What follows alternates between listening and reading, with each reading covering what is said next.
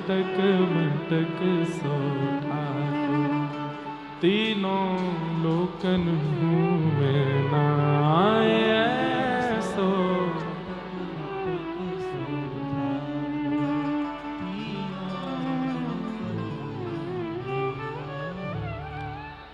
ठाकुर जी की ऐसी मधुर लीला पूरे ब्रजमंडल में अब प्रारंभ हो गई। श्री गर्गाचार्य जी महाराज ने आकर के ठाकुर जी का नामकरण संस्कार किया। आसन वर्णास्त्रयो ह्यास्य गुह्यतोनुयुगम तनु, शुक्ले रक्तस्तथा पीत, इदानीं कृष्णतां गतः। भगवान इस वर्ष, इस बार, इस युग में कृष्ण वर्ण के हैं, इसलिए इनका नाम मैं कृष्ण रखता हूं। ठाकुर जी का नामकरण संस्कार किया गया। बड़े भैया का नाम अयम ही रोहिणी पुत्रो रमयन सुहृदो गुणैः, अख्यास्यते राम इति बलाधिक्यात् बलम विदु। बड़े भैया का नाम राम रखा, लेकिन बल की अधिकता के कारण सब इनको बलराम कहकर के बुलाएंगे, श्री गर्गाचार्य जी ने बताया। श्रृंग्यग्निड्यं शशि जलद्विज कंटकेभ्य,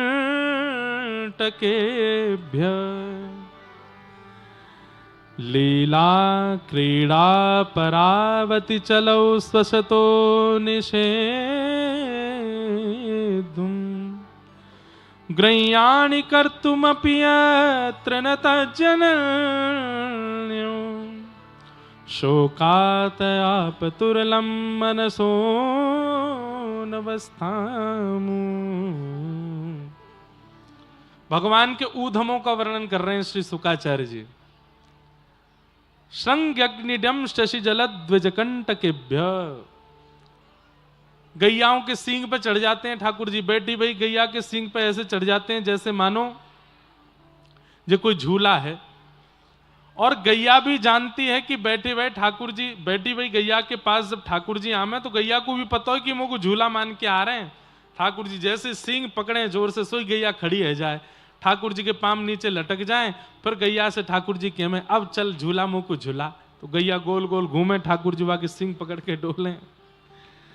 लेकिन 2, 4, 5, 10 दिन बाद गैया के मन में आई रोज आमे मेरे सींग से लटक जाएं और मैं इनको झुला के बड़े आनंद से छोड़ दूं, पर प्रेम में तो थोड़ी छेड़ाखानी की जाती है।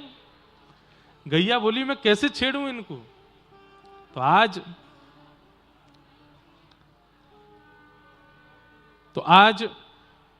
कहा भैया,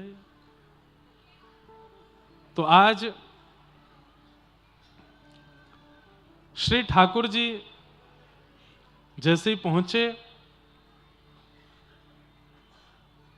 तो गैया के सींग से जैसे ही लटके, रोज तो गैया का अभ्यास है कि ठाकुर जी को कितनी गति से लेके जाना है, कितनी देर घुमाना है, पर आज गैया ने अपना मार्ग बदल दिया।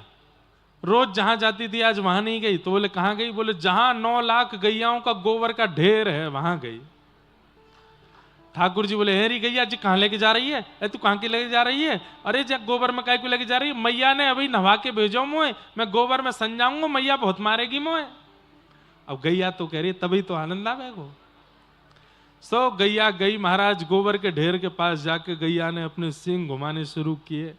अब तो ठाकुर चला, मैया मैया देख तेरी गैया मोकू मार रही है, मैया देख जल्दी आ। अब थोड़ी देर में छोटे से ठाकुर जी के हाथ पकड़ जैसी ढीली भई, सोई ठाकुर जी गोबर में गले गले तक गोबर में जाके धस गए। पहली बार गोवर्धन बने आज। दौड़ी दौड़ी मैया आई, लाला तू कहां है? लाला कन्हैया तू कहां है? मैया ने आकर के जैसे देखी तो कहा पायो गोबर के ढेर में गले गले तक ठाकुर जी धसे भय। मैया बोली लाला मुंह को तो ऐसा लगे तू पूर्वजनों को सूकर दिख है, कितनों नभाओ धुभाओ शुद्ध करो या आके या गोबर में ही खेले। अरे मैया तू मुंह को पहले यहां से निकार। मैया जैसे तैसे अपनी लहंगा साड़ी ऊपर करके गोबर में भीतर गई, वहां जाके लाला निकारो। अब रोज तो लाला ऐसे गोद में ले लें, लेकिन आज मैया ऐसे लेके चल रही है लाला गोबर में सुनो भयो पूरो। अरे मैया तू कहा कह रही मैं पूर्व जन्म को सूकर हूं? मैया बोली और नहीं तो का, कितनों नवाओ दबाओ सुंदर बनाओ या गोबर में आके खेले। मैया तू सांची कह रही है, तेने सुनी कभी? बोले कहा एक बराह नाम को भगवान भयो। बोले हाँ, वो मैं ही तो हतो मैया, मैं ही तो हतो वो। मैया तू जाने ना है? बोले कहा जय जय हूं मैं। मैया बोली हम बे मोह धोबो आवे ना, भोजन करवो आवे ना, बने बरा भगवान, चल चुपचाप नहा ले चल। ठाकुर जी बोले मैया तू ऐसे दूर करके चल रही है, मुझको गोद में लेके चल ना, तू गंदो है रो, अपनी गोद में मैं नहा लूंगी। अरे मैया ऐसे कैसे ना लेगी, आज तो मैं तेरी गोद में ही जाऊंगा। मैया बोली बिल्कुल नहा लूंगी। सोई जैसे ही मैया लाल जी को नहवाने लगी, सोई ठाकुर जी दौड़ करके मैया की गोद में गए और जाके ऐसे रिगड़ रिगड़ के सबरो गोबर मैया के भी लगाए दियो। अकेलो नहीं नहाऊंगा मैया, तू भी नहा मेरे संग, तू भी स्नान कर। ऐसे ठाकुर जी लीला करें। श्रृंगी अग्नि, चूल्हा की लकड़ी लेकर के दाऊ दादा ठाकुर जी में कभी युद्ध है जावे। श्रृंग अग्नि डम्ष्टि, कितना सुंदर है। रोज ठाकुर जी मणिखंभ हैं नंद भवन में, उन मणिखंभ के पास जाकर के मुंह खोल के अपने दांत गिनते हैं कितने ने कर आए, और फिर अपने दांत गिनवे के बाद गैया के बछड़ा बछियान के दांत गिने। और जैसे ही ठाकुर जी की गिनती में बछड़ा बछिया के दांत ज्यादा आवे, सोई रोते रोते मैया के पास जा, मैया मैं हार गो। बोले क्यों? अरे वो गैया के बछड़ान के जल्दी दांत निकल रहे, मेरे ना निकल रहे, मेरे अभी 5 ही निकले, 6 ही निकले, एक तो हिल रहा है मैया, टूटवे वारो है। मैया बोली लाला तो पतो काय को? बोले काय को? गैया को बछड़ा रोज दूध पीवे और तू रोज मक्खन खावे। अब मक्खन चीकनो होवे, जैसे मक्खन खावे सो तेरे दांत चीकने है के रिपट के भीतर चले जाएं पेट में, और गैयान के दांत जो है बछड़ान के वो ठहरे रहे दूध पिए कर। सो ठाकुर जी अब दूध पीने लगे। अब दूध पीवे और दूध पीते ही जाके मणि में अपने दांत देखें निकर आए कि नहीं। मैया ये तो निकर ही नहीं रहे। बोले ऐसे ना लाला, धीरे धीरे निकलेंगे। एक दिन दाऊ दादा सुबह सुबह स्नान करके अपनी लंबी चौड़ी चोटी और पूरी चोटी को ऐसे कर रहे थे दाऊ दादा। ठाकुर जी ने जैसी देखी चोटी, सो ठाकुर जी अपनी चोटी बिलाने लगे कितनी बड़ी है, और अपनी नापवे के बाद फिर दाऊ दादा की नाप के आए तो फिर रोने लगे। बोले क्यों? दाऊ दादा की बड़ी मेरी छोटी क्यों है? मैया बोली लाला तू दूध पियो कर।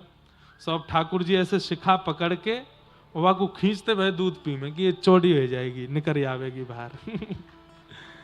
कबहू बढ़ेगी चोटी मैया मेरी, कबहू बढ़ेगी चोटी मैया, किते बेर मोहे दूध पिवत भये, किते बेर मोहे दूध पिवत भये, ये अजहू है छोटी, ये अजहू है छोटी मैया, कबहू बढ़ेगी चोटी मैया।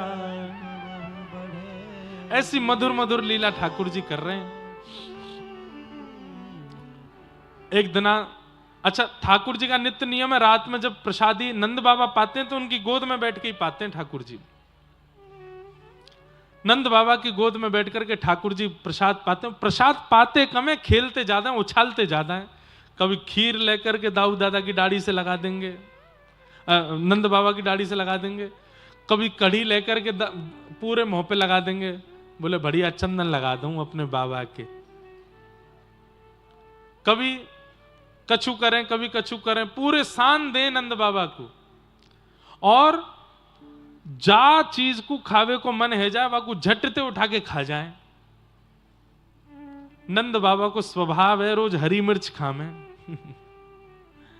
लेकिन जब से लाला गोदी में बैठे तो नंद बाबा हरी मिर्च छुपा के रखें, कहीं लाला झपट के खा नहीं जाए याकू, और या खागो तो है गो कल्याण। सो एक दिन मैया यशोदा जैसी थाली लगा के लाई, हरी मिर्च जैसी दिखी सो नंद बाबा ने तुरंत रोटी के नीचे छुपाई दी, लाला को नहीं दिख जाए। ठाकुर जी ने देख ली। ठाकुर जी मन में बोले अच्छा ये मीठी वाली कोई मिठाई है, मुझे छुपा ली है बाबा ने। मैं हूं नंद जी को लाला नहीं, मैं हूं यशोदा को लाला नहीं, आज यही मिठाई को खाऊंगा मैं। अब यहाँ नंद बाबा भोजन कर रहे, इतने में ठाकुर जी ने धीमे से हाथ ले जाके झपटो कियो और मिर्च लेके तुरंत कहीं, नंद बाबा जब तक हाथ पकड़ते तब तक तो मुंह में लेके काट के चबाए गए, और जैसे ही चबाई ठाकुर जी ने मिर्च चबाई, सांस रुक गई नंद बाबा के। अरे मेहर, अरे यशोदा, जल्दी पानी लेके आ, जल्दी जल्दी लेके आ, जल्दी मक्खन मिश्री लेके आ। और ठाकुर जी को देखो तो जैसे कई बार बच्चन की सांस नहीं चली जाए, जीभ बाहर, मुंह बाहर, आंखें लाल, पसीना पसीना लाल, ठाकुर जी और बस यो यो कर रहे हैं, यो यो कर रहे हैं। ठाकुर जी के लाला लाला लाला मिर्च लग गई, ले पानी पी, पानी पी। ठाकुर जी तो अपनी जीभ पकड़ के गए, मैया मेरी जीभ पजर गई, मेरी जीभ पजर गई। पजरनो समझे ब्रज भाषा में कहें जलवे से पजरनो। तब से नंद बाबा से ठाकुर जी कहें आपके संग नहीं बैठूंगा। क्यों? कड़वी मिठाई खावे नंद बाबा। श्रृंग्यग्निडंष्टि जलद्विजकंटकेभ्य। एक ठाकुर जी का स्वभाव है, कितना सुंदर स्वभाव। रोज ठाकुर जी सवेरे उठ करके बाल भोग करके और फेंटा बांध के नंद भवन से निकल जाएं।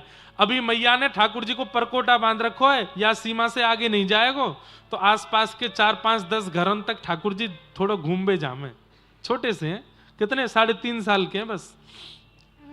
ठाकुर जी क्या करते हैं, गोकुल की गलियों में घूमते हैं, और जो भी त्रिपुंडधारी, ऊर्ध्वपुंडधारी, जटाधारी, चिमटाधारी, कमंडलधारी जो भी महात्मा मिल जाते हैं उनको जाके दंडवत प्रणाम करते हैं। और दंडवत प्रणाम करके क्या बोलते हैं, बाबा तू यहां डोल रहा हो, मैं सुबह से तो ढूंढ रहा हूं, जान ना पहचान कुछ नहीं, अपने आप ऐसे ही। बाबा के नेक्सो से लाला कितनी प्यारी भाषा बोले, लाला तुमको जाने, अरे तो मैं नहीं जानू, नंद बाबा ने मोसो कही कि एक त्रिपुंडधारी बाबा डोल लो गोकुल में, वाकू बुलाए के लिया। यशोदा मैया ने 56 भोग बनाए, मैया आपको पवावे के काजे बैठी है।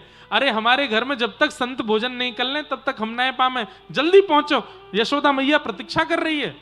अच्छा, नंद बाबा ब्रज के राजा हैं तो उनकी तो प्रसिद्धि है ही।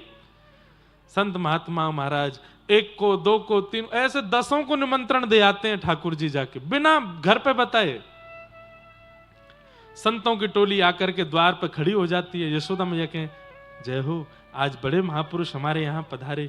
कैसे पधारे? मैया आपको नेक्स्ट से लाला मिलो, यो कह रहो कि मेरी मैया ने 56 भोग बनाए, भोजन पावे जाओ घर पे। एक दिन तो 100 के समान संत आ गए घर पे। अब यशोदा मैया लगी जल्दी जल्दी रसोई बनाने, या लाला है तो मैं बताऊंगी, हैं घर में बता के ना जावे, ऐसे ही राह चलते कोई कोई निमंत्रण दिया वे, मेरे घर पे मैया प्रतीक्षा कर रही, जाके भोजन पाओ। मैया ने सबको भोजन पवाए, दक्षिणा बांटी, कंबल लत्ता जो भी सब दिए। ठाकुर जी लौट के आए, मैया ने पकड़े, यहां पे आ, अरे इतना ऊधम करे। कहा क्यों मैया मैंने? तू जाए कि सब जगह सब संतंत जाएगू क्या कि मैंने भोजन बना। आप लोगों को ब्रजभाषा समझ आ रही है ना भैया? 5 लोग बोलेंगे हाँ, 10,000 में तो कैसे बोलूं? ब्रजभाषा में ही बोले ना, ठाकुर जी की भाषा है ये, समझो। और ब्रजभाषा बड़ी प्यारी है, समझनी चाहिए। हम ज्यादा कठिन शब्द नहीं बोलेंगे, नहीं तो आप समझ नहीं पाओगे, लेकिन धीमी बोले। मैया बोली अरे लाला इतना उधम करे हैं, राह चलते हुए संतन को निमंत्रण दिया वे कि मेरे घर जाए के भोजन कर लो। आज 200 महात्मा आए हैं, रसोई है कि भंडारो कहा है, और घर पे बता के जावे ना है, काय को करे ऐसे? ठाकुर जी बोले मैया 2 बातें, एक बात है सुन के तो तुम वो गले लगावेगी, और दूसरी बात सुन के तुम वो मारेगी। कौन सी पहली बताऊं? बोले मारवे वाली बता पहले। ना मारवे वाली बाद में बताऊंगा, पहले गरे वाली बात सुन ले। बोले कहा मैया मैंने परसों ना एक कथा सुनी, पीपल के पेड़ के नीचे एक महात्मा कथा कर रहा हूं, मां मैंने जाई के कहा सुनी। बोले घर में जितनो भी अन्न आवे, वहां में जितनो भी दोष होवे, वो दोष दान करके अन्न ब्राह्मणन को संतन को पवाए करके अन्न शुद्ध है जावे। या हमारे मैया मैंने सोची कि नंद बाबा तो गैया चरावे में व्यस्त है जाएं, यशोदा मैया घर के कामन में, तो मैं क्या करूं, तो अपने घर के अन्न को पवित्र करवाए दूं, संतन को निमंत्रण दियाऊं ताकि तू पवाए के घर को अन्न पवित्र कर दे। अरे मेरो लाला ऐसा सुघड़, इतनो बुद्धिमान, अरे मेरे गोद में 3.5 बरस के ठाकुर जी गोद में लेके, अरे मेरो लाला कितनी अच्छी बात करे। अब मैया दूसरी सुनेगी? मैया बोली दूसरी बता। बोले पहले दूर खड़ा होऊंगा तब बोलूंगा, नहीं तो तुम्हें पकड़ लेगी। मैया बोली जल्दी बता। ठाकुर जी बिल्कुल तैयार मुद्रा में खड़े हुए कि दौड़ जाऊं कह के। मैया बोली दौड़ेगा नहीं? बोले दौड़ूंगा तो सही। मैया सुन तो ले। बोले कहा, मैया जब ते मेरो जन्म भयो है, धीरे धीरे दिन ब दिन मैया तू मोटी होती जा रही है, तो मेरे मन में आयो कि मैया से नेक श्रम करवायो जाए। अरे मेरे काजे तो नेक माखन मिश्री निकाल के छुट्टी कर ले। अरे रोटी बनावेगी, दाल पकवान आदि सब बनावेगी, नेक श्रम करेगी तो नेक पत्री है जाएगी, मेरे ब्याह तक नेक बढ़िया रहेगी, या हमारे संतन ने बुलाए दूं। मैया बोली दारी के तो बताऊं है, तो मोटी लग रही हूं मैं। आगे आगे ठाकुर जी, पीछे पीछे यशोदा मैया, ऐसा उधम मचा में। श्रृंग्यग्निड्यम शशि जलद द्विजकंटकेभ्य, द्विज यानी कि ब्राह्मण संत महात्माओं को घर पे बिन बुलाए निमंत्रण दिए जाते हैं। किस लिए? क्रीड़ा परावति चलो स्वशतो निषिद्धुम, क्रीड़ा करने के लिए, आनंद करने के लिए, उत्सव मनाने के लिए ठाकुर जी ऐसे ऐसे उधम मचाते हैं। एक दिन भगवान सब ग्वाल बालों के संग खेल रहे थे, तो भगवान के ग्वाल बाल कौन है? तन सुखा, मन सुखा, धन सुखा। अब यहां पे तन सुखा का आप लोग अर्थ मत लगाना कि तन से जो सुखी है, यहां पे बड़े ऊ की मात्रा, तन सूखा, तन से जो पत्रो दुबरो है, तन सूखा। एक मन ते दुखी है, पूरे दिन रोते रे। ठाकुर जी कहे, अरे लाला तू रो काई को रो है? बोले मैं रो ना रो लाला, मेरो चेहरा ही ऐसा। ठाकुर जी बोले तेरो नाम है मन सुखा। कई लोग ऐसे होते हैं, उनको देख के मन में आता है कि रो क्यों रहे हैं? बोले रो नहीं रहे, चेहरा ही ऐसा है इनका।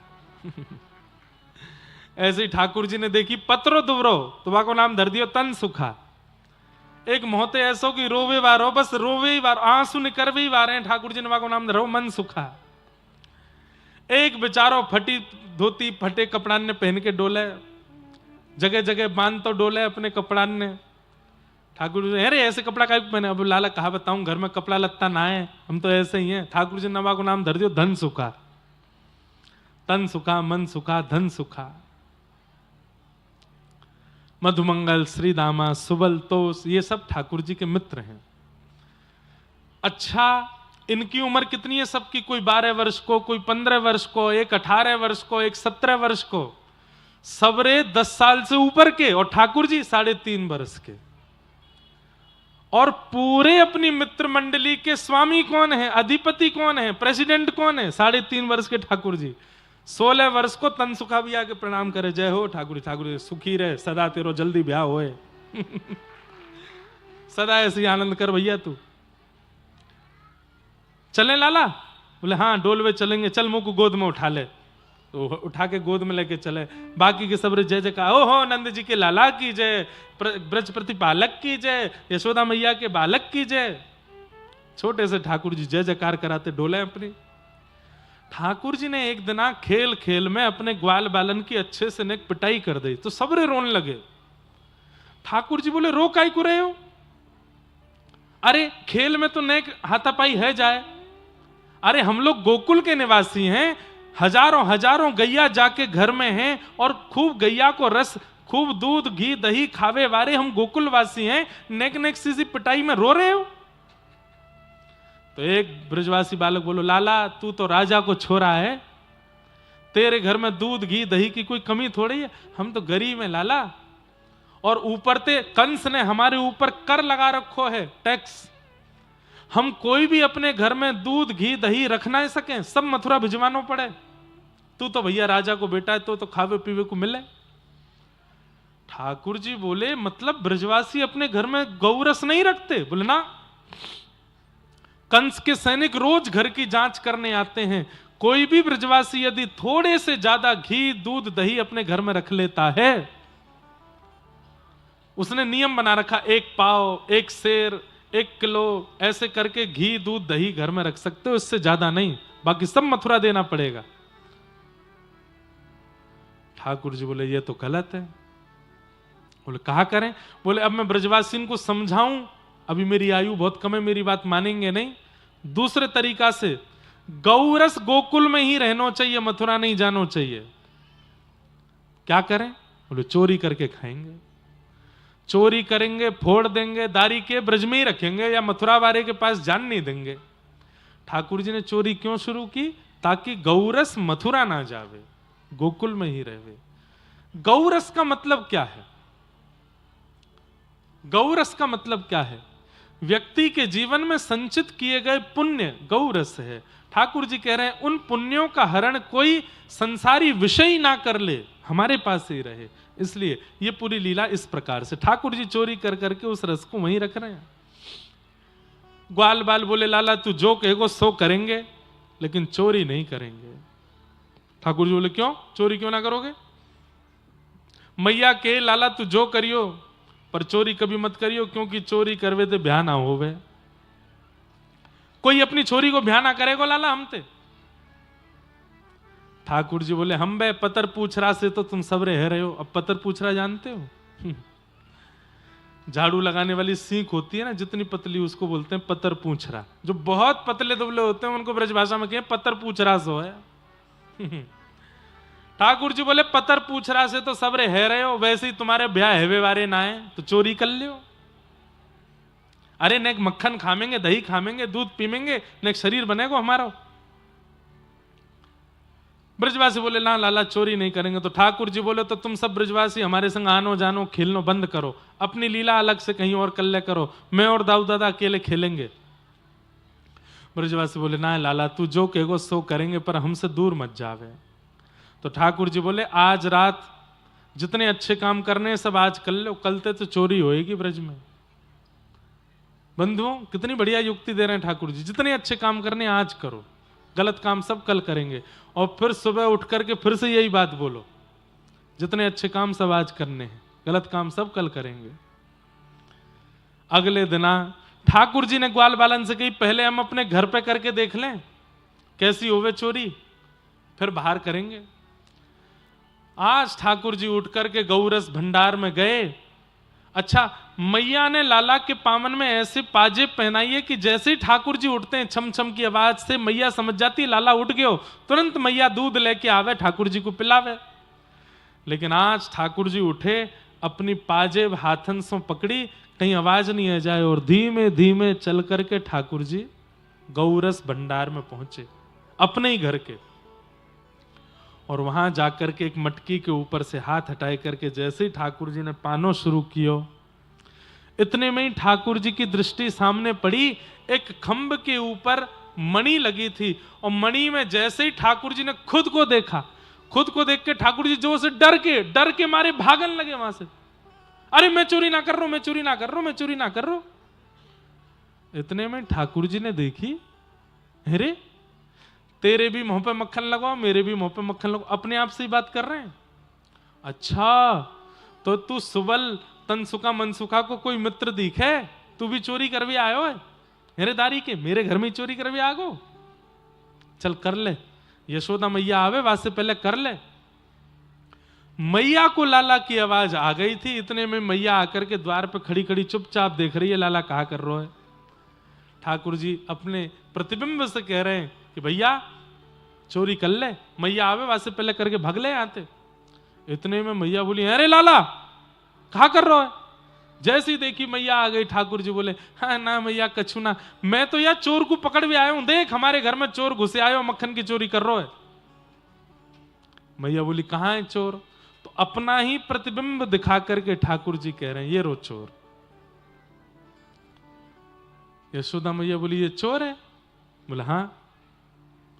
ए बाबड़े से जे चोर ना है, जे तेरो ही प्रतिबिंब है, ये तेरो ही दर्पण को स्वरूप है। ठाकुर जी ने दोबारा देखी, अच्छा मैया जे मैं हूं? बोला हाँ लाला तू है। सो ठाकुर जी अपनी बलैया ले, अरे मैया कितनो मलूक हूं मैं, तेने मुझको बताई चोना मैं इतनो मलूक हूं। अरे मैया कैसे सुंदर मेरे नेत्र हैं, कैसी सुंदर मेरी नासिका है, अरे मेरे भुजा कितनी सुंदर है। मैया ने कान पकड़े, चल धारी के बात बनावे, सांची बता का कर रहा तू यहां पे? चोरी करवे? ना ना मैया तेरी सौगंध, चोरी नहीं करी मैंने। तो क्या कर रहा? ये तेरे हाथन में मक्खन कैसे लगो फिर?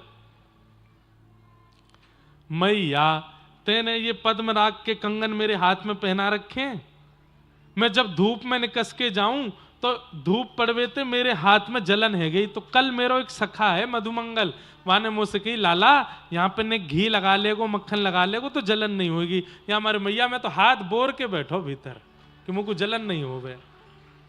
मैया बोली अच्छा चल लाला, यहाँ की जलन तो है गई ठीक, ये यहाँ कौन सी जलन है रही तेरे?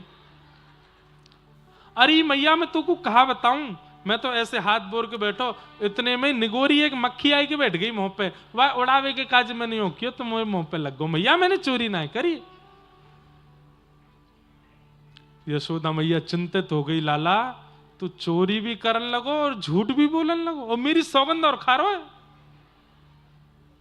सौगंध खावे ते मर जावे और कहीं में चली गई तो का आनंद बाबा दूसरी मैया लिया आवेगो।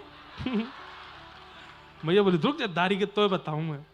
ऐसी ऐसी ठाकुर जी बात करे, यशोदा मैया सब ब्रजवासियों के चित्त का हरण करते हैं कि वत्सान मुंचन क्वचित समय क्रोश संजात हास स्तेयम स्वादद्दधिपयः कल्पित स्तेय योगई मरकान भोक्षण विभजति सचेन्नात्रिभाण्डं भिनत्ति द्रव्या लाभे सग्रह कुपितो यात्युपक्रोशतो कान।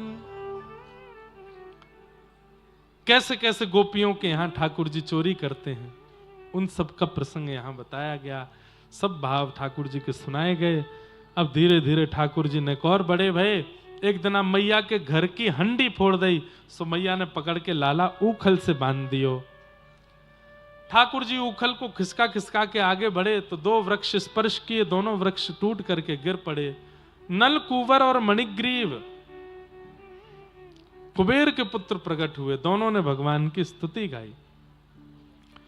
वाणी गुणानुकथने श्रवणौ कथायाम हस्तौ च कर्म सुमनस्तव पादयोर्नः स्मृत्याम शिरस्तव निवास जगत प्रणामे दृष्टि सताम दर्शनेस्तु भवत्तनूना। बहुत सुंदर है ये श्लोक, ध्यान से सुनिएगा। मैं जल्दी इसका अर्थ बताऊं तो गोवर्धन लीला की ओर चलते हैं, लाल जी भी आने वाले हैं। यहां पर नलकुवर मणिग्रीव कुबेर के पुत्र हैं, मैंने पूर्व की कई कथाओं में, और आपने सुना भी होगा कि ये दोनों वृक्ष क्यों बने। नारद जी ने इनको शाप दिया था, पर आज इन्होंने ठाकुर जी से क्या मांगा? वाणी गुणानुकथने, हमारी वाणी आपकी कथा का गायन करे। श्रवणों कथायाम, हमारे कान आपका श्रवण करें। हस्तौ चकर मसु मनस तव पादयोर्नः, हमारे हाथ आपकी सेवा करें, मन आपके चरणार विंदों का स्मरण करे। और स्मृत्याम शिरस्तव निवास जगत प्रणामे, स्मृति में सदा आपके चरणों में हमारा सिर झुका रहे, हम आपको प्रणाम करते रहें।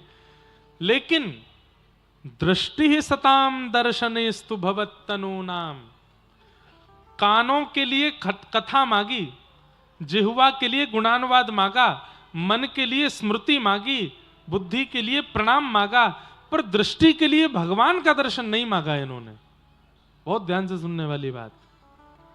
सब इंद्रियों के लिए भगवान की वस्तु मांगी, पर नेत्रों के लिए ठाकुर जी के दर्शन नहीं मांगे। तो क्या कहते हैं? दृष्टि सताम दर्शनेस्तु भवत्तनूनाम, आपके दर्शन हमारे नेत्र करें। नहीं नहीं नहीं, बोले आपको भजने वाले, आपकी कथा सुनाने वाले, आपका अनुभव कराने वाले आचार्य वैष्णव भक्त वृंदों के दर्शन हमारे नेत्र करें नाथ, ऐसी कृपा कर दो। आपके तनु दर्शन में भगवत दर्शन नहीं मांगा, दर्शन में भगवत तनुओं का दर्शन मांगा। यह विशेषता है नलकुवर मणिग्रीव की स्तुति की। तो इस प्रकार भगवान के सुंदर स्तवन किए।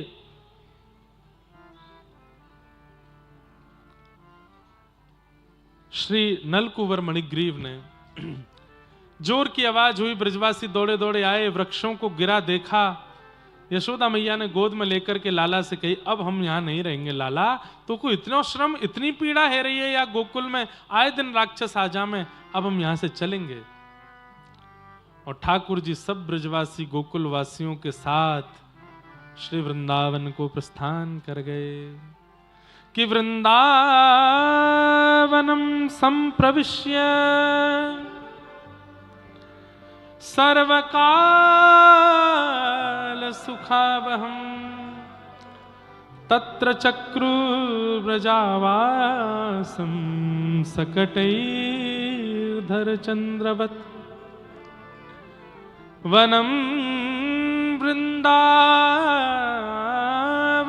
नाम पशव्यं नवकाननम गोप गोपी गवां सेव्यं पुण्याद्री तृणवीरुधम। बोलो वृंदावन धाम की। अब वृंदावन का विस्तार स्वरूप तो मैं कल बताऊंगा कथा में, विस्तार उसके लिए समय चाहिए। वृंदावन क्या है, वृंदावन का स्वरूप कैसा, वृंदावन का स्वभाव कैसा, वृंदावन का विचार कैसा। वृंदावन बंधुओं, वृंदावन नगरी नहीं है, वृंदावन स्थान नहीं है, वृंदावन कोई जगह नहीं है। वृंदावन नेत्रों से अनुभव नहीं होता, वृंदावन कानों से अनुभव नहीं होता, वृंदावन तो रोम रोम से अनुभव होता है। वृंदावन सामान्य नहीं है। ऐसे वृंदावन में ठाकुर जी पहुंचे हैं और इसके पीछे कारण क्या है? वृंदावन इतना प्रिय क्यों है ठाकुर जी को? क्योंकि वृंदावन की संरचना स्वयं श्री किशोरी जी ने की है, स्वयं श्री राधा रानी के द्वारा रचित है श्री वृंदावन धाम। ऐसे वृंदावन में ठाकुर जी पहुंचे हैं। वृंदावन आकर के भगवान ने अनेक लीलाएं की। अघासुर का वध किया, वन्य भोज करके ग्वाल बालों के साथ सुख लिया। ब्रह्मा जी को मोह हुआ, ब्रह्मा जी ठाकुर जी के ग्वाल बालों का हरण करके ब्रह्मलोक ले गए। तत्पश्चात ठाकुर जी ने ग्वाल बालों का रूप धारण किया। अब इन सब प्रसंगों में इतने विषय हैं, इतने अच्छे अच्छे भाव हैं। एक सुंदर भाव हमारे पूज्य नाना जी और सुनाते थे, सुना देता हूं। ब्रह्मा जी जब ग्वाल बालों का हरण करके ले गए तो ठाकुर जी ही ग्वाल बाल बन गए थे। उसी समय पूर्णमासी, एक बरसाने की एक पूर्णमासी थी, उन्होंने हल्ला कर दिया पूरे ब्रजमंडल में। बोले क्या? बोले भैया अगले 12 साल तक ऐसा योग आ रहा है कि किसी के भी ब्याह नहीं होंगे। ध्यान से सुनिएगा। पूर्णमासी ने हल्ला किया कि अगले 12 साल तक ब्याह नहीं हो पाएंगे, ब्याहों का योग नहीं है। इसलिए कछु दिना की बात है, सब गोप ग्वालन से मेरी प्रार्थना, अपनी कन्यान को ब्याह गोप ग्वालन से कर दो और भले ही गौना 12 साल बाद करा दियो, ब्याह अभी कर लो। तो उस समय पर ग्वाल बाल तो थे ही नहीं, सबको ब्रह्मा जी हरण करके ले गए, सबके रूप में ठाकुर जी थे। इसलिए व्रज की जितनी भी गोपियों के साथ ठाकुर जी ने रास विहार किया वो कोई गलत क्रिया नहीं है। क्यों? क्योंकि अन्य भाव से सबका ब्याह ठाकुर जी से हो चुका है। पूर्णमासी के भाव से सब ग्वाल बाल जिन गोप कन्याओं को ब्याहे थे, जिन गोप कन्याओं से इन सब का ब्याह हुआ, वास्तव में तो ये सब गोपियां ठाकुर जी की पत्नी बन चुकी हैं। सबका ब्याह ठाकुर जी से हो गया। व्रज की ऐसी बड़ी अंतरंग अंतरंग लीलाएं हैं, अंतरंग भाव हैं, जिनको अगर व्यक्ति समझे तो भगवान के कभी लीला पर प्रश्न चिन्ह नहीं उठा सकता। इन सब गोपियों का ठाकुर जी के साथ में विवाह संपादित हो गया। ब्रह्मा जी ने आकर के भगवान से क्षमा मांगी, बोले नाथ मुझसे गलती हो गई। ठाकुर जी ने ब्रह्मा जी को क्षमा नहीं किया। ठाकुर जी गौचारण करने लगे। गोपाष्टमी के दिन से गौचारण प्रारंभ हुआ। यशोदा मैया ने लाला के खूब सुंदर गौ भाव के मनोरथ किए। बंधुओं, गोपाष्टमी इसलिए नहीं है कि ठाकुर जी ने उस दिन गौचारण किया। वास्तव में समुद्र मंथन के दिन गैया समुद्र से जब प्रकट हुई है वो गोपाष्टमी का दिन था, इसलिए उसको गोपाष्टमी कहते हैं। सुरभि गौ माता का जन्म दिवस है, वो प्राकट्य दिवस है। उसी दिन ठाकुर जी ने गौचारण भी किया, इसलिए गौचारण और गैया का प्रादुर्भाव दोनों एक ही दिन हुए। इस भाव से गोपाष्टमी का उत्सव मनाते हैं। तत्पश्चात भगवान की अन्य अन्य कई लीलाओं का अनुभव कराया।